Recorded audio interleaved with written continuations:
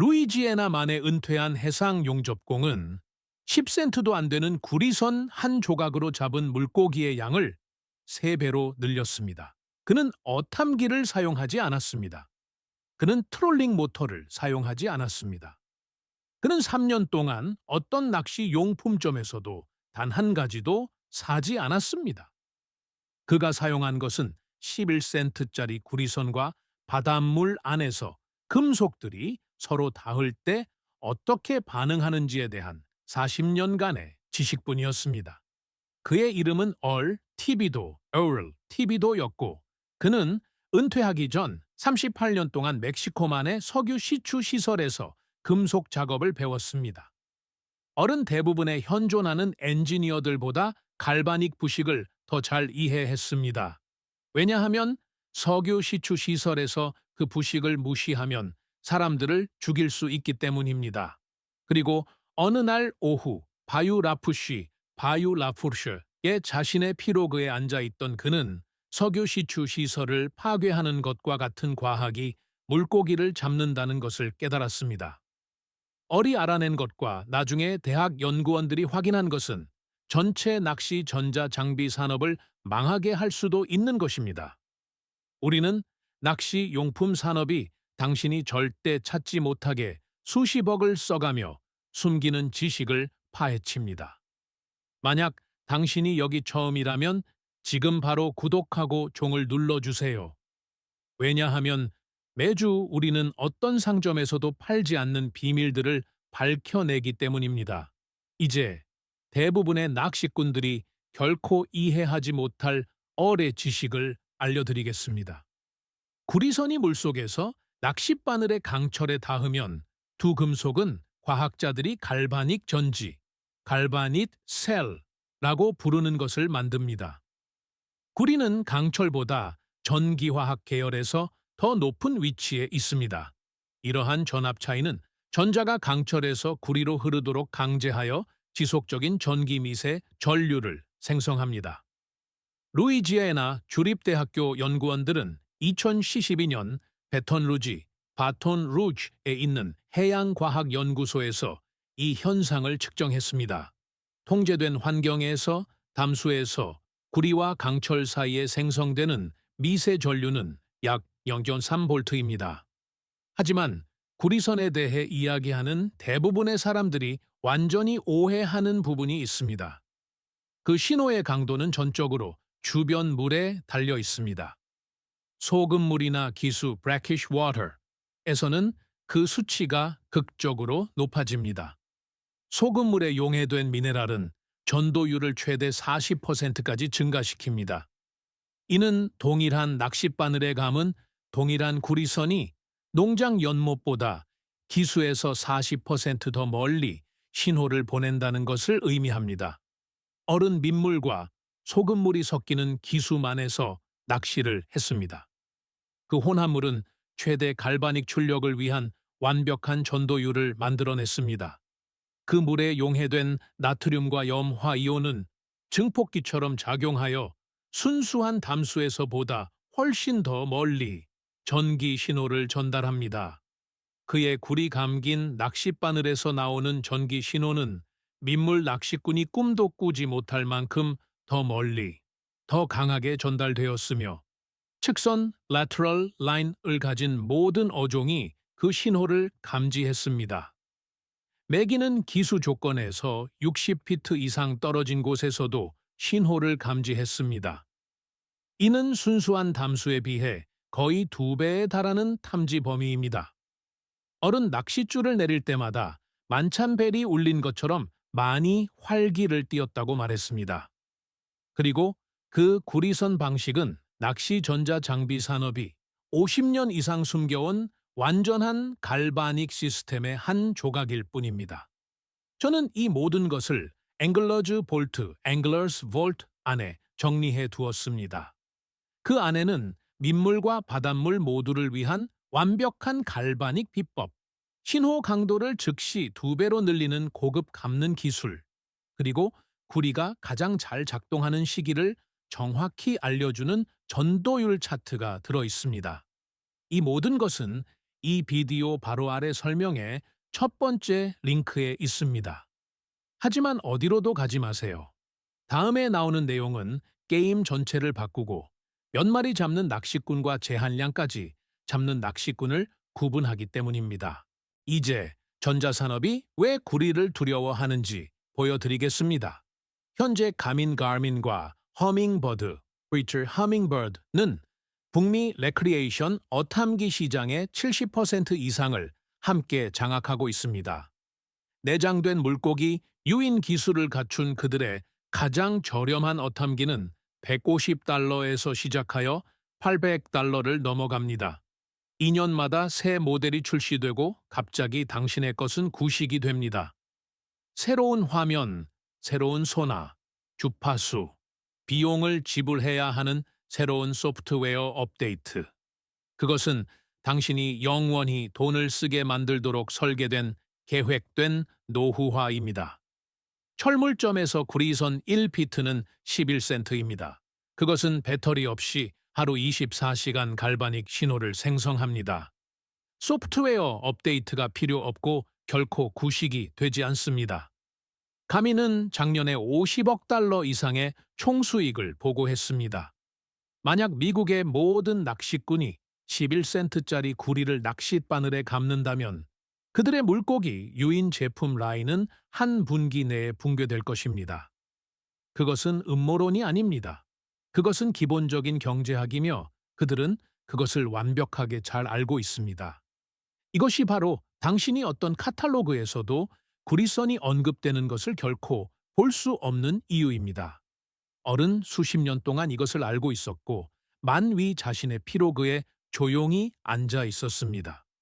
그리고 이제 당신은 그가 40년 동안 터득한 모든 것을 배우게 될 것입니다. 이제 저는 얼티비도가 루이지아에나 만에서 40년 동안 완벽하게 익힌 3가지 고급 구리선 기술을 가르쳐 드릴 것입니다. 이것들은 기본적인 것이 아닙니다. 이것은 주말 낚시꾼과 매번 쿨러를 가득 채우는 낚시꾼을 가르는 다음 단계입니다. 첫 번째 기술을 이중금속, 더블 메탈이라고 불렀는데 그것은 파괴적입니다. 구리선만 사용하는 대신 작은 아연 조각을 추가합니다. 일반적인 강철 낚싯바늘을 사용하여 평소처럼 구리선을 5번 감습니다. 그런 다음 연필 지우개 크기 정도의 작은 아연 조각을 준비합니다. 이것은 철물점에서 몇 푼이면 살 수 있는 어떤 아연 와셔에서도 잘라낼 수 있습니다. 이 아연 조각을 구리선 감은 곳 바로 위 낚싯바늘 대에 끼웁니다. 이제 한 낚싯바늘에 3가지 다른 금속이 서로 닿아 있습니다. 강철과 구리, 아연이 만나 전기화학자들이 삼중 접합 트리플 정션이라고 부르는 것을 만듭니다. 각 금속상은 다른 전위에서 자체 전압을 생성합니다.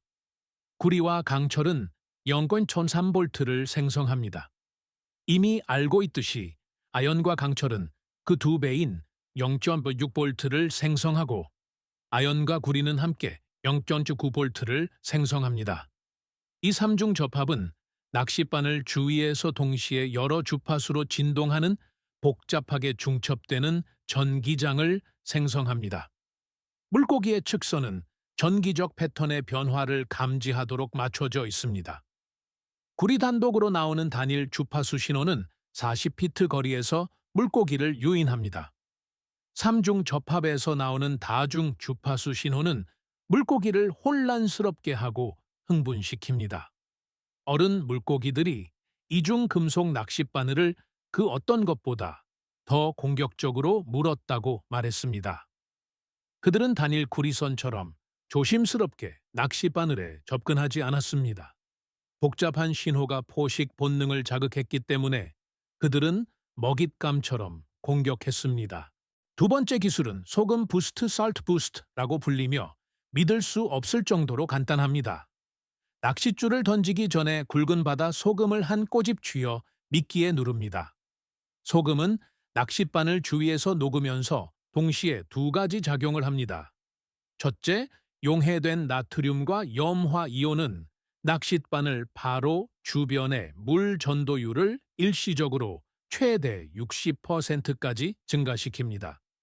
이는 구리 신호가 일시적으로 훨씬 더 멀리 도달한다는 것을 의미합니다. 둘째, 소금은 물고기가 냄새 맡을 수 있는 짧은 화학적 기울기, chemical gradient를 생성합니다. 따라서 구리로부터의 전기적 유인과 소금으로부터의 화학적 유인이라는 이중 유인 효과를 얻습니다. 소금은 약 10분 안에 녹음으로 부스트 효과는 일시적입니다. 하지만 매 투척 후 처음 10분이 대부분의 입질이 발생하는 시간입니다. 어른, 매번 낚시를 갈 때 작은 굵은 바다 소금 주머니를 태클박스에 가지고 다녔습니다. 그는 그것이 지구상 낚시 역사상 가장 저렴한 업그레이드라고 말했습니다.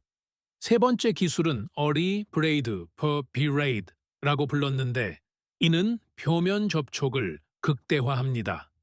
낚싯바늘 대 구리선 한 가닥만 감는 대신 이식 게이지 구리선 세 가닥을 더 얇게 땄습니다.